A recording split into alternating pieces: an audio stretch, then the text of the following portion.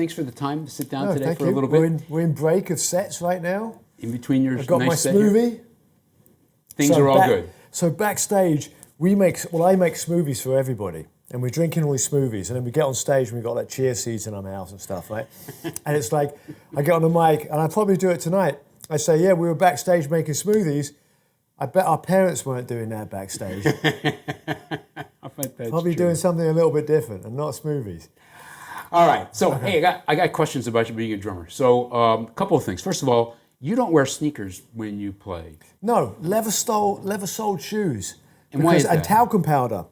So there's 3 different types of drumming. There's there's a heel toe, right, bass drum technique. Right. There's a bouncer, and then there's a slider, or they call them shifters. And I'm a shifter.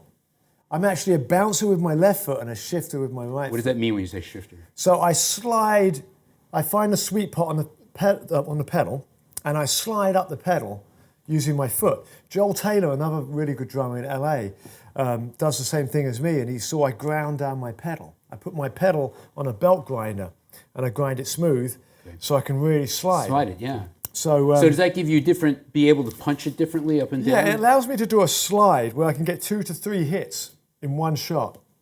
It's like a double stroke with your hand, you do this. Okay, but you do it on your foot. So same thing with your foot. And you can do 3 with your hand, same thing, you do 3 with your foot. But only your right foot? Well, my left foot's my anchor. It's my timekeeper. So my left foot, I lead all my fills with my left foot. So I'm playing 8th notes, they start the fill. My right foot plays opposite it.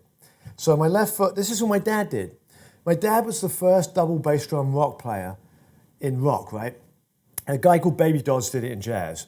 But my dad was the first guy. And what he did was he took the hi-hat pattern, the jazz, the upbeats, downbeats, or 8th notes, and he put it on the kick drum. And then played the right foot around it. If you listen to a lot of that stuff, it's all left foot leading. Now, the drummers of today, they listen to double bass drum and they just immediately lead with their right foot. Sure, yeah. So it's all right foot leading. And that's completely wrong because you're taking away your 8th note now from your left foot, which can be your timekeeper. So I can play any fill I like with these 3. This is always on a quarter note, an 8th note or something. And Keeps when I'm steady, jamming, right? You know where you are. Right. When I'm jamming, it's on the kick drum and the hi-hat at the same time, which my dad invented called pedal bridging, which is all in my book. You're touching same 2 time. pedals, yeah. He invented a lot of things. People don't notice the perforations around a snare drum head, right? Yeah. They put the dead in the head? Yeah, yeah. I was a kid, right, and I was looking at my dad's drum head, and I was like, why has it got all these little holes all around the head, all these tiny little holes? And I was like, Dad, what is that? And he's going, it's the fucking hash falls out of my joints until it goes through the head. So he invented that without even knowing it. So yeah, all this stuff, the double bass drum thing, leading with your left, all in my book about, the left foot stuff. And that's what my dad taught me. And it's so great because all the jazz players do that. All the really good drummers have the left foot hi-hat, 8th notes, all that kind of stuff. So when you do your solo, it's lengthy. Yeah. Are you singing a song in your head? Because you have different movements that you pass through. Yeah, I mean, I have things that I play, but how I get to them and how they turn out is different every time. So, I mean, I have a triplet stage, an African stage, and I go into this stage, and I have a Latin stage, and I have all these different things that I go into. So I know, okay, when I exhaust this stage, I have polyrhythms that I'll bring in, because with the music we're doing polyrhythms as well. Yeah. So with my drum solo, you can actually put a metronome. I come back from the beginning to the end through polyrhythms to come back to the same polyrhythm. So I'm using polyrhythms to get to different things, so it's all about time, because my dad was really about time. He was like, well, you don't say pitch perfect, but he was like time perfect, right? Yeah. He had a timeless quality. That's a joke. Anyway, but yeah, he was, he had really good rhythm, really good time. And then you always end the same so the guys know to come back? I do this, which has nothing to do with my dad. Actually, John Heisman, a drummer called John Heisman, an English drummer, did this slowing down, speeding up. Dennis Chambers does it. A lot of drummers do it now. Yeah, they do it, now. Yeah. So I do that for a cue for them to come back in again. Okay.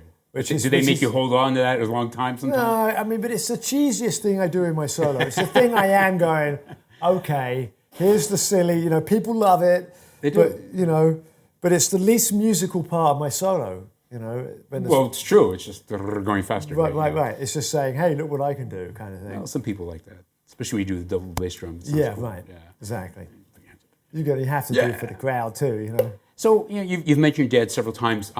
Is it difficult to live in his shadow, or how have you dealt with that? Well, as a kid, my dad first, taught me really hardcore rudiments, and then he moved on to not teaching me at all. And then I had to get back to teaching him and getting him to teach me, and he told me I had no technique because I didn't really have much technique. I could play rock beats and my rudiments, and that was about it.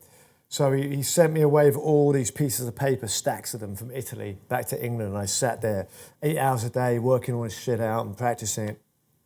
Went back to see him probably, 3 or 4 years later, and he goes, "What the hell? You've practiced too much. You've got too much technique. You've got to forget it." And he would always tell me there's 3 types of drummers. There's a technical drummer that has technical stuff, and there's a field drummer that's a field drummer, and then there's the third drummer that has both, a field drummer with the technical side. So I always tried to do that, the technical side, and my dad thought, he said I had good feel, so I thought if I get as much technique, it would be great. But do you think you inherited his sense of time? I don't know. I feel like I've really had to work at it, to be good. I mean, maybe my dad did too. Did the people who play with you go, yeah, he's always got that, or do you think you get them lost sometimes because you're doing so many complicated things? Oh yeah, I mean, people say, "Oh, you're doing fucking up, you're screwing up, so you're making mistakes here," and I'm like, look, Willie Weeks can play bass. I couldn't hear Willie when I did the memorial to my dad, and I'm doing a drum solo, and Willie's playing 5 through pretty much all of my drum solo, and I'm like, if Willie Weeks can play in 5 across my drum solo, I'm in time. You're in time. I mean, it's just with good musicians, they get it. I think I'm being called back on stage, so unfortunately, short but sweet. That's okay, but this was great. But, Kofi, thank you so much. You. There we go, you're right. You got to be careful with your drums. Look. See on that? It's all cracks. And that really hurts. Oh, I've got the microphone attached to it. Yes, you do. So, yes.